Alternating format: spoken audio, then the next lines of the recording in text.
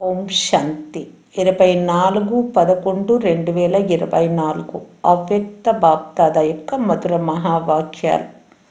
సమయ ప్రమాణంగా లక్ష్యము మరియు లక్షణాల సమానత ద్వారా తండ్రి సమానంగా అవ్వండి.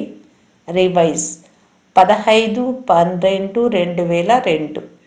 ఈరోజు బాప్దాదా నలువైపులా ఉన్న సర్వస్వమానధారి పిల్లలను చూసి హర్షిస్తూ ఉన్నారు. ఈ సంగమ యుగంలో పిల్లలైన మీకు ఏదైతే స్వమానం లభిస్తోందో అంతకంటే గొప్ప స్వమానం పూర్తి కల్పంలో ఇక ఏ ఆత్మకు ప్రాప్తించదు. ఈ స్వమానం ఎంత ఉన్నతమైనదో తెలుసుకున్నారా? స్వమానం యొక్క నశ ఎంత గొప్పదో స్మృతిలో ఉంటుందా? స్వమానాల మాల చాలా పెద్దది. ఒక్కొక్క పూసను లెక్కిస్తూ స్వమానం యొక్క నశాలో లౌలీనమైపోండి.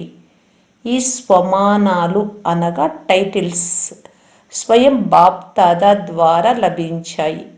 పరమాత్మ ద్వారా స్వమానము ప్రాప్తించింది కనుక ఈ స్వమానం యొక్క ఆత్మిక నశాను ఏ అథారిటీ కూడా కదిలించలేదు. ఎందుకంటే ఇది ఆల్మైటీ అథారిటీ సర్వశక్తివంతుడి ద్వారా ప్రాప్తించింది.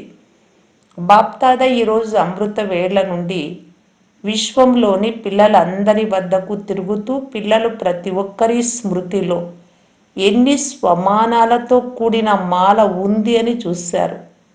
మాలను ధరించడము అనగా స్మృతి ద్వారా అదే స్థితిలో స్థితం అవ్వడం. కనుక ఈ స్మృతితో కూడిన స్థితి ఎంతవరకు ఉంటుంది అని స్వయాన్ని చెక్ చేసుకోండి. స్వమానంపై నిశ్చయము మరియు దాని ఆత్మిక నశ ఈ రెండింటి బ్యాలెన్స్ ఎంత ఉంటుంది అని బాప్దాదా చూశారు. నిశ్చయము అంటే నాలెడ్జ్ఫుల్గా అవ్వడం, ఆత్మిక నశ అంటే పవర్ఫుల్గా అవ్వడం. నాలెడ్జ్ఫుల్లో కూడా రెండు రకాలను చూశారు. ఒకటి నాలెడ్జ్ఫుల్, రెండు నాలెడ్జ్బుల్. కనుక నేను ఎవరు? జ్ఞాన సంపన్నము ఒకటి, రెండు జ్ఞానస్వరూపము. నేను ఎవరు అనేది స్వయాన్ని ప్రశ్నించుకోండి. పిల్లల లక్ష్యం చాలా ఉన్నతమైనది అని బాప్దాదాకు తెలుసు. మీ లక్ష్యం ఉన్నతమైనదే కదా. ఉన్నతమైన లక్ష్యం ఏది? తండ్రి సమానంగా అవ్వాలి అని అందరూ అంటారు. తండ్రి ఉన్నతాతి ఉన్నతమైన వారు కనుక తండ్రి సమానంగా అయ్యే లక్ష్యం కూడా ఎంత ఉన్నతమైనది. లక్ష్యాన్ని చూసి బాప్దాదా చాలా సంతోషిస్తున్నారు. కానీ తర్వాత ఏమిటో చెప్పమంటారా? కానీ ఏమిటి అని టీచర్లు లేక డబల్ విదేశీయులు వింటారా? అర్థమయ్యే ఉంటుంది. బాప్దాదా లక్ష్యము మరియు లక్షణాలలో సమానతను కోరుకుంటూ ఉన్నారు. లక్ష్యము మరియు లక్షణాలు అనగా ప్రాక్టికల్ స్థితి సమానంగా ఉందా అని స్వయాన్ని ప్రశ్నించుకోండి. ఎందుకంటే లక్ష్యము మరియు లక్షణాలు సమానంగా అవ్వడమే తండ్రి సమానంగా అవ్వడం. సమయ ప్రమాణంగా ఈ సమానతను సమీపంగా తీసుకురండి. వర్తమాన సమయంలో బాప్దాదా పిల్లల ఒక విషయాన్ని చూడలేకపోతున్నారు. చాలామంది పిల్లలు తండ్రి సమానంగా అయ్యేందుకు భిన్న భిన్న ప్రకారాలుగా శ్రమ చేస్తున్నారు. తండ్రిపై ప్రేమ ఉన్నప్పుడు శ్రమ చేసే అవసరమే లేదు. ఎక్కడ ప్రేమ ఉందో అక్కడ శ్రమ ఉండదు. వ్యతిరేక నశ అయిన దేహాభిమానము మీ సహజ స్వభావంగా అయిపోయింది. దేహాభిమానంలోకి రావటానికి పురుషార్థం ఏమైనా చేయాల్సి పడుతుందా? లేక 63 జన్మలు పురుషార్థం చేశారా, ప్రయత్నం చేశారా దేహాభిమానంలోకి రావటానికి? స్వభావంగా అయిపోయింది, సహజంగా అయిపోయింది. ఇప్పుడు కూడా అప్పుడప్పుడు దేహి అనగా ఆత్మకు బదులు దేహస్థితిలోకి వచ్చేస్తున్నాము అని అంటారు. ఎలాగైతే దేహాభిమానం సహజ స్వభావంగా అయిపోయిందో అలా ఇప్పుడు దేహి అభిమాని స్థితి కూడా సహజ స్వభావంగా ఉండాలి. స్వభావాన్ని పరివర్తన చేసుకోవడం కష్టం. ఇప్పుడు కూడా అప్పుడప్పుడు నా భావం అది కాదు, కానీ అది నా స్వభావము అని అంటారు కదా. మరి ఆ స్వభావాన్ని సహజంగా తయారు చేసుకుంటున్నప్పుడు తండ్రి సమాన స్వభావాన్ని సహజంగా తయారు చేసుకోలేరా? ఉల్టా స్వభావానికి వశం అయిపోతారు, కానీ తండ్రి సమానంగా యథార్థమైన స్వభావాన్ని తయారు చేసుకునేందులో శ్రమ ఎందుకు అనిపిస్తుంది? ఇప్పుడు బాప్దాదా పిల్లలందరిలో ఆత్మ అభిమానిగా ఉండే సహజ స్వభావాన్ని చూడాలని కోరుకుంటూ ఉన్నారు. బ్రహ్మ బాబాను చూశారు కదా, నడుస్తూ తిరుగుతూ కార్యం చేస్తూ ఆత్మ అభిమాని స్థితి సహజ స్వభావంగా ఉండేది. బాప్దాదా సమాచారాన్ని విన్నారు. ఈ రోజుల్లో దాదీలు విశేషంగా ఫరిస్తా స్థితి, కర్మాతీత స్థితి, తండ్రి సమాన స్థితి సహజంగా ఎలా తయారవుతుంది అని ఆత్మిక సంభాషణ చేస్తున్నారు. ఈ స్థితి స్వభావంగా అయిపోవాలి అని ఆత్మిక సంభాషణ చేస్తున్నారు కదా. ఫరిస్తాగా అయిపోవాలి, కర్మాతీతంగా అయిపోవాలి, తండ్రి ప్రత్యక్షం అయిపోవాలి అని దాదీకి కూడా మాటి మాటికి అనిపిస్తుంది. ఫరిస్తాగా అయ్యేందుకు లేక నిరాకారి కర్మాతీత అవస్థ తయారయ్యేందుకు విశేషమైన సాధనం నిరాకారిగా కావడం, నిరహంకారిగా అవ్వడం. నిరహంకారులే నిరాకారిగా అవ్వగలరు. అందుకే శివబాబా బ్రహ్మ ద్వారా చివరి మంత్రంగా నిరాకారితో పాటు నిరహంకారి అని కూడా చెప్పారు. కేవలం మీ దేహము లేక ఇతరుల దేహంలో చిక్కుకోవటాన్ని మాత్రమే దేహ అహంకారము లేక దేహ భావము అని అనరు. దేహ అహంకారం కూడా ఉంది, దేహ భావపు స్మృతి కూడా ఉంది. తమ దేహము లేక ఇతరుల దేహ స్మృతిలో ఉండడము, ఆకర్షణలో ఉండడం, ఇందులో అయితే చాలామంది పాస్ అయ్యారు. ఎవరైతే పురుషార్థపు లగన్లో ఉన్నారో, సత్యమైన పురుషార్థులో, వారు ఈ పెద్ద రూపాల నుండి అతీతంగా అయిపోయారు. కానీ దేహ భావం యొక్క సూక్ష్మ రూపాలు చాలా ఉన్నాయి. పరస్పరం చర్చించుకొని దీని లిస్టు తీయండి. బాప్దాదా ఈరోజు వినిపించరు. ఈరోజు ఇంత మాత్రం సూచన చాలు, ఎందుకంటే అందరూ తెలివైన వారు. మీకు అందరికీ తెలుసు కదా, ఒకవేళ అందరినీ అడిగితే అందరూ చాలా తెలివిగా వినిపిస్తారు. కానీ బాప్దాదా కేవలం చిన్న సహజమైన పురుషార్థాన్ని చెప్తున్నారు. సదా మనస్స వాచ కర్మణ సంబంధ సంపర్కంలో చివరి 3 శబ్దాల మంత్రాన్ని నిరాకారి, నిర్వికారి, నిరహంకారి, ఈ శబ్దాలను సదా గుర్తుంచుకోండి. సంకల్పం చేసినప్పుడు అది మహామంత్ర సంపన్నంగా ఉందా అని చెక్ చేసుకోండి. అలాగే మాటలు, కర్మలు అన్నింటిలో కేవలం ఈ 3 శబ్దాలను గుర్తుంచుకోండి మరియు సమానతను తీసుకురండి. ఇది సహజమే కదా. పూర్తి మురళి అంతా గుర్తుంచుకోమని చెప్పడం లేదు, కేవలం 3 శబ్దాలు గుర్తుంచుకోండి. ఈ మహామంత్రం సంకల్పాన్ని కూడా శ్రేష్టంగా చేస్తుంది, వాచాలు నిర్మాణతను తీసుకొస్తుంది, నమ్రతను, కర్మలో సేవాభావాన్ని తీసుకొస్తుంది, సంబంధ సంపర్కంలో సదా శుభ భావన శుభకామనల వృత్తిని తయారు చేస్తుంది. బాప్దాదా సేవా సమాచారాన్ని కూడా వింటారు. సేవలో ఈ రోజుల్లో భిన్న భిన్న కోర్సులు చేయిస్తూ ఉన్నారు. కానీ ఇప్పుడు ఇంకా ఒక కోర్సు ఉండిపోయింది. అదేమిటంటే ఆత్మలో ఏదైతే శక్తి కావాలో ఆ ఫోర్సును నింపే కోర్సు చేయించాలి, శక్తిని నింపే కోర్సు చేయించాలి. కేవలం వాచా ద్వారా వినిపించే కోర్సు కాదు, వాచాతో పాటు శక్తిని నింపే కోర్సు కూడా ఉండాలి. దాని ద్వారా విన్నవారు కేవలం బాగుంది బాగుంది అని అనడం కాదు, మంచిగా తయారైపోవాలి. ఈరోజు నాకు శక్తి యొక్క అంచెలి దోసిలి లభించింది అని వర్ణించాలి. కొద్దిగా అనుభవమైన ఆత్మలకు అది ఎక్కువే. కోర్సు చేయించండి, కానీ మొదట స్వయానికి చేయించుకొని తర్వాత చెప్పండి. బాప్దాదా ఏం కోరుకుంటున్నారో విన్నారా? లక్ష్యము మరియు లక్షణాలను సమానం చేయండి. అందరి లక్ష్యాన్ని చూసి బాప్దాదా చాలా చాలా సంతోషిస్తున్నారు. ఇప్పుడు కేవలము లక్ష్యము లక్షణాలను సమానంగా చేయండి. అప్పుడు తండ్రి సమానంగా చాలా సహజంగా అయిపోతారు. బాప్దాదా అయితే పిల్లలను సమానం కంటే ఉన్నతంగా అనగా తనకంటే కూడా ఉన్నతంగా చూస్తారు. బాప్దాదా సదా పిల్లలను తన శిరో కిరీటాలు అని అంటారు. మరి కిరీటము అయితే శిరస్సు కంటే కూడా ఉన్నతంగా ఉంటుంది కదా. టీచర్లు శిరో కిరీటాలే కదా. టీచర్లతో ఎంతమంది టీచర్లు ఉన్నారో చూడండి. ఒక్క గ్రూపులో ఇంతమంది టీచర్లు ఉంటే ఇక ప్రతి గ్రూపులో ఎంతమంది ఉంటారు. టీచర్లు బాప్దాదాకు గల ఒక ఆశను పూర్తి చేసే సంకల్పం చేశారు, కానీ ఎదురుగా తీసుకురాలేదు. అది ఏదో తెలుసా? మొదటిది, ఇప్పుడు వారసుల మాలను తయారు చేయమని బాప్దాదా చెప్పారు. జనరల్ సాధారణ మాల కాదు, వారసుల మాలను తయారు చేయాలి. రెండవది, సంబంధ సంపర్కంలోని వారిని మైక్గా తయారు చేయండి. మీరు ఉపన్యసించకండి, కానీ వారు మీ వైపు నుండి మీడియాగా అవ్వాలి. మీ మీడియాగా తయారు చేయండి. మీడియా ఏం చేస్తుంది? మంచి కానీ చెడు కానీ ఆ ధ్వనిని వ్యాపింపచేస్తుంది కదా. కనుక ఎలాంటి మైకును తయారు చేయాలి అంటే వారు మీడియా సమానంగా ప్రత్యక్షత యొక్క ధ్వనిని వ్యాపింప చేయాలి. భగవంతుడు వచ్చేశారు, భగవంతుడు వచ్చేశారు అని మీరు చెప్తారు, కానీ వారు దీనిని సాధారణంగా భావిస్తారు. కానీ మీ తరఫున వేరే వారు, అథారిటీ కలవారు చెప్పాలి.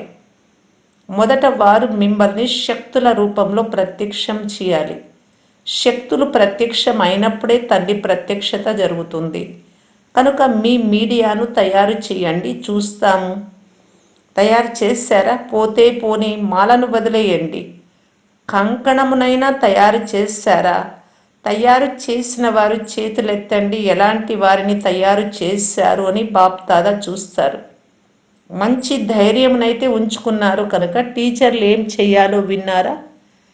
శివరాత్రికి వారస్ క్వాలిటీని తయారు చేయండి, మైకును తయారు చేయండి. తర్వాతి సంవత్సరం శివరాత్రికి అందరి నోటి నుండి శివబాబా వచ్చేశారు అనే శబ్దం వెలువడాలి.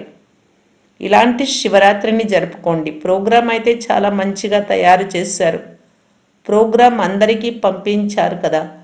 ప్రోగ్రాం అయితే బాగా తయారు చేశారు, కానీ ప్రతి ప్రోగ్రాము నుండి ఎవరైనా మైక్ కానీ అంటే చెప్పేవారు వారసులు కానీ తయారవ్వాలి. ఇలాంటి పురుషార్థం చేయండి. ఉపన్యసించాము వెళ్ళిపోయాము అనేలా ఉండకూడదు. ఇప్పటికి 66 సంవత్సరాలు ఈ మురళి చెప్పేటప్పటికి గడిచిపోయాయి. సేవ యొక్క 50 సంవత్సరాలను కూడా జరుపుకున్నారు. ఇప్పుడు శివరాత్రి యొక్క డైమండ్ జూబ్లీని జరుపుకోండి. ఈ 2 ప్రకారాల ఆత్మలను తయారు చేయండి. అప్పుడు ఇక నగారా మోగుతుందో లేదో చూడండి. నగారాను మీరేమీ మోగించరు. దేవీలైన మీరు సాక్షాత్కారాలు చేయిస్తారు. నగారా మోగించే వారిని తయారు చేయండి. శివశక్తులు వచ్చేశారు అనే పాటను వారు ప్రాక్టికల్లో పాడాలి. శివరాత్రికి ఏం చేయాలో విన్నారా? ఎప్పటిలాగానే ఉపన్యసించి పూర్తి చేయకండి. తర్వాత బాబా 500, 1000, 1,00,000 మంది వచ్చారు అని వ్రాస్తారు. రావడమైతే వచ్చారు, మీరు సందేశం ఇచ్చారు, కానీ వారసులు ఎంతమంది వెలువడ్డారో, మైకులు ఎంతమంది వెలువడ్డారో ఆ సమాచారాన్ని ఇప్పుడు ఇవ్వాలి. ఇప్పటి వరకు ఏదైతే చేశారో అనగా భూమిని తయారు చేశారు, సందేశం ఇచ్చారు, అదంతా బాగా చేశారు అని బాబా అంటున్నారు. మీరు చేసిన సేవ వ్యక్తంగా పోలేదు, సమర్థంగా జరిగింది. ప్రజలు తయారయ్యారు, రాయల్ పరివారం తయారైంది. కానీ రాజులు రాణులు కూడా కావాలి కదా. సింహాసనంపై కూర్చుంటే రాజు రాణులను కాకపోయినా అక్కడ రాజు రాణితో పాటు దర్బారులో రాజు సమానంగా కూర్చునే వారినైనా తయారు చేయండి. రాజ్య దర్బారు శోభాయమానంగా అయిపోవాలి. శివరాత్రికి ఏం చేయాలో విన్నారా? పాండవులు వింటున్నారా? చేతులెత్తండి. ధ్యాస పెట్టారా? మంచిది. పెద్ద పెద్ద మహారథులు కూర్చొని ఉన్నారు. బాప్దాదా సంతోషిస్తూ ఉన్నారు. ఇది కూడా మనస్సు యొక్క ప్రేమ. ఎందుకంటే ప్రత్యక్షత ఎప్పుడు జరుగుతుంది, ఎప్పుడు జరుగుతుంది అని మీ అందరికీ సంకల్పం నడుస్తుంది కదా. బాప్దాదా వింటూ ఉంటారు. మధువనం వారు ఏం విన్నారు? మధువనం వారు విన్నారు కదా. మధువనము, శాంతివనము, జ్ఞాన సరోవరం వారందరూ మధువన నివాసులే. మంచిది. మధువనం నుండి డంకా మోగుతుందా? ఎక్కడి నుండి మోగుతుంది? ఢిల్లీ నుండి అన్నారు. మధువనం నుండి మోగదా? నలువైపుల నుండి అని చెప్పండి. ఒకవైపు నుండే మోగదు. మధువనం నుండి కూడా మోగుతుంది, నలువైపుల నుండి కూడా మోగుతుంది. అప్పుడే కుంభకర్ణులు మేల్కొంటారు. మధువనం వారి ఎలాగైతే సేవలో అలసిపోని వారిగా అయి సేవా పాత్రను అభినయిస్తున్నారో, అలా ఈ మనస్స సేవను కూడా చేస్తూ ఉండండి. కేవలం కర్మణ సేవయే కాదు, మనస్స వాచ కర్మణ 3 సేవలు చేస్తున్నారు కదా. ఇప్పుడు ఇంకా ఎక్కువ చేయండి. మధువనం వారిని మర్చిపోలేదు. బాప్దాదా మధువనంలో వస్తారు, కానీ మధువనం పేరు చెప్పరు అని మధువనం వారు అనుకుంటున్నారు. మధువనం అయితే సదా గుర్తు ఉండనే ఉంటుంది. మధువనం లేకపోతే వీరందరూ ఎక్కడికి వస్తారు? సేవాదారులైన మీరు సేవ చేయకుంటే వీరందరూ తినేది ఉండేది ఎలా? కనుక మధువనం వారిని బాప్దాదా కూడా హృదయపూర్వకంగా గుర్తు చేసుకుంటారు, హృదయపూర్వకమైన ఆశీర్వాదాలు ఇస్తారు. మధువనం వారిపై కూడా ప్రేమ ఉంది, టీచర్లపై కూడా ప్రేమ ఉంది, మధురాతి మధురమైన మాతలపై కూడా ప్రేమ ఉంది. అంతేకాక మహావీరులైన పాండవులపై కూడా ప్రేమ ఉంది. పాండవులు లేకుంటే కూడా గతి లేదు, అందుకే చతుర్భుజ రూపానికి మహిమ ఎక్కువ ఉంది. పాండవులు మరియు శక్తులు ఇరువురి కంబైన్డ్ రూపమే విష్ణు చతుర్భుజం. మధువన్ పాండవులందరికీ కూడా నశ ఉంది కదా, విజయం యొక్క నశ, అంతేకాని వేరే నశ కాదు. మంచిది. పాండవ భవనంలో మెజారిటీ పాండవులు ఉన్నారు. పాండవులు లేకుంటే మీ అందరికీ మధువనంలో మజా రాదు. కనుక బలిహారం అంటే మధువనం వారిదే. వారు మిమ్మల్ని ఆనందంలో ఉంచుతారు, తినిపిస్తారు మరియు ఎగిరిస్తారు. ఈరోజు బాప్దాదాకు మధువన్ వాసులు అమృత వేళ నుండి గుర్తుకొస్తున్నారు. ఇక్కడ ఉన్నా, పైన కూర్చొని ఉన్నా, ఇక్కడ ఏదైనా డ్యూటీలో ఉన్నా కానీ మధువన్ వాసులందరికీ బాప్దాదా అమృత వేళ నుండి స్మృతులను ఇచ్చారు. మంచిది. బాప్దాదా ఇచ్చిన ఆత్మిక ఎక్సర్సైజును రోజంతటిలో ఎన్నిసార్లు చేస్తున్నారు మరియు ఎంత సమయంలో చేస్తున్నారు? నిరాకారి మరియు ఫరిస్తా, తండ్రి మరియు దాదా. ఇప్పుడిప్పుడే నిరాకారి, ఇప్పుడిప్పుడే అవ్యక్త ఫరిస్తా స్వరూపం. రెండింటిలో దేహభావం ఉండదు. కనుక దేహభావము నుండి అతీతంగా వెళ్ళాలి అంటే ఈ ఆత్మిక ఎక్సర్సైజ్ను కర్మ చేస్తూ మీ బాధ్యతను నిభాయిస్తూ కూడా 1 సెకండ్లో అభ్యాసం చేయగలరు. ఇది ఒక సహజ అభ్యాసంగా అయిపోవాలి. ఇప్పుడిప్పుడే నిరాకారి, ఇప్పుడిప్పుడే ఫరిస్తా. బాప్దాదా డ్రిల్ చేయించారు. ఈ విధంగా నిరంతర భవ, నలువైపులా బాప్దాదా స్మృతిలో మగ్నమై ఉండే వారికి తండ్రి సమానంగా అయ్యే లక్ష్యాన్ని లక్షణాలలో సమానంగా చేసుకునే వారికి, ఎవరైతే మూలలో సైన్స్ సాధనాల ద్వారా పగలు లేదా రాత్రి మేల్కొని కూర్చున్న వారికి బాప్దాదా ప్రియ స్మృతులు, శుభాకాంక్షలు మరియు హృదయపూర్వక ఆశీర్వాదాలను ఇస్తున్నారు. అందరి హృదయంలో ఈ సమయంలో హృదయాభిరాముడైన తండ్రి స్మృతి గిమిడి ఉంది అని బాప్దాదాకు తెలుసు. మూలలో కూర్చొని ఉన్న పిల్లలు ప్రతి ఒక్కరికి బాప్దాదా వారి వ్యక్తిగత పేరుతో ప్రియ స్మృతులను ఇస్తున్నారు. పేర్ల మాలను జపిస్తే రాత్రి పూర్తి అయిపోతుంది. బాప్దాదా పిల్లలందరికీ స్మృతిని ఇస్తున్నారు. భలే వారు పురుషార్థంలో ఏ నంబర్లో ఉన్నా కానీ బాప్దాదా సదా పిల్లలు ప్రతి ఒక్కరి శ్రేష్ఠ స్వమానానికి ప్రియ స్మృతులను ఇస్తున్నారు మరియు నమస్తే చేస్తున్నారు. ప్రియ స్మృతులనిచ్చే సమయంలో నలువైపులా ఉన్న ప్రతి పుత్రుడు బాప్దాదా ఎదురుగా ఉన్నారు. ఏ పుత్రుడు ఏ మూలలో ఉన్నా, గ్రామంలో, పట్టణంలో, దేశంలో, విదేశంలో ఎక్కడ ఉన్నా బాప్దాదా వారికి స్వమానాన్ని స్మృతి ఇప్పిస్తూ ప్రియ స్మృతులను ఇస్తున్నారు. అందరూ ప్రియ స్మృతులకు అధికారులే, ఎందుకంటే బాబాని అంటున్నారు కనుక ప్రియ స్మృతులకు అధికారులుగా అయినట్టే. సన్ముఖంలో ఉన్న మీ అందరినీ కూడా బాప్దాదా స్వమాన మాలధారి స్వరూపంలో చూస్తున్నారు. అందరికీ తండ్రి సమాన స్వమాన స్వరూపంలో ప్రియ స్మృతులు మరియు నమస్తే.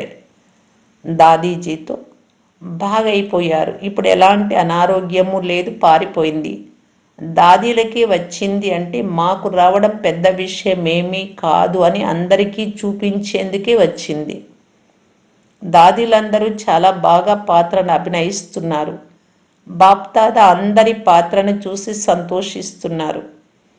నిర్మల శాంత దాదితో, మీరు ఆదిరత్నం కదా, అనాది రూపంలో కూడా నిరాకార తండ్రికి సమీపంగా తోడుగా ఉన్నారు. ఆది రూపంలో కూడా రాజ్య దర్బారులో సాథీగా ఉన్నారు. సదా రాయల్ పరివారానికి కూడా రాయల్గా ఉన్నారు. మరియు సంగం యుగంలో కూడా ఆది రత్నముగా అయ్యే భాగ్యం లభించింది కనుక మీది చాలా గొప్ప భాగ్యమే కదా. మీరు హాజరు కావడమే అందరికీ వరదానం. మీరు మాట్లాడినా మాట్లాడకపోయినా, ఏమైనా చేసినా చేయకపోయినా మీరు హాజరు కావడమే అందరికీ వరదానము. మంచిది. ఓం శాంతి. వరదానము: లౌకిక అలౌకిక జీవితంలో సదా అతీతంగా అయ్యి పరమాత్మ తోడు యొక్క అనుభవం ద్వారా నష్టో మోహ్య భవ అంటే నిర్మోహులుగా అవ్వండి. సదా అతీతంగా ఉండేవారి గుర్తు ప్రభు ప్రేమ యొక్క అనుభూతిలో ఉంటారు. ఎంత ప్రేమ ఉంటుందో అంత తోడుగా ఉంటారు, వేరుగా ఉండరు. సదా తోడుగా ఉండుటనే ప్రేమ అని అంటారు. తండ్రి తోడుగా ఉన్నారు కనుక అన్ని బరువులు తండ్రికి ఇచ్చేసి మీరు స్వయం తేలికగా అయిపోండి. ఇదే నిర్మోహులుగా అయ్యేందుకు విధి. కానీ పురుషార్థము అనే సబ్జెక్ట్లో సదా అనే శబ్దానికి అండర్లైన్ చేసుకోండి. లౌకిక మరియు అలౌకిక జీవితంలో సదా అతీతంగా ఉండండి. అప్పుడే సదా తోడు యొక్క అనుభవం అవుతుంది. స్లోగన్: వికారాల రూపీ సర్పాలను తమ శయ్యగా చేసుకుంటే సహజ యోగులుగా అయిపోతారు. విష్ణువు శేష తల్పం మీద పడుకున్నారు, ఆరాంగా అన్నట్టు చూపిస్తారు. శేష తల్పము అంటే వికారాలను జయించారు కనుక అలాగ చూపించారు. అవ్యక్త ఇషారా: స్వసేవ మరియు సర్వుల సేవ కంబైన్డ్ రూపంలో చేస్తూ సఫలత మూర్తిగా కావటానికి బాప్దాదా తెలియజేస్తూ ఉన్నారు. ఎప్పుడు తమ కర్మల సంకల్పాల ఖాతాను క్లియర్గా ఉంచుకుంటారో అప్పుడు సంపూర్ణంగా లేక సఫలతా మూర్తులుగా కాగలరు. ఒకవేళ తమ లెక్కాచారాలను సమాప్తం చేసుకోలేదు అంటే ఇతరుల కర్మ బంధనాలు లేక ఇతరుల లెక్కాచారాలను ఎలా సమాప్తం చేయించగలరు? కనుక మొత్తం రోజులో ఏది జరిగిందో దానిని నాలెడ్జ్ యొక్క శక్తి, స్మృతి శక్తి, విల్ పవర్ మరియు కంట్రోలింగ్ పవర్తో తొలగించుకొని మీ రిజిస్టర్ను రోజు స్వచ్ఛంగా ఉంచుకోవాలి. ఓం శాంతి.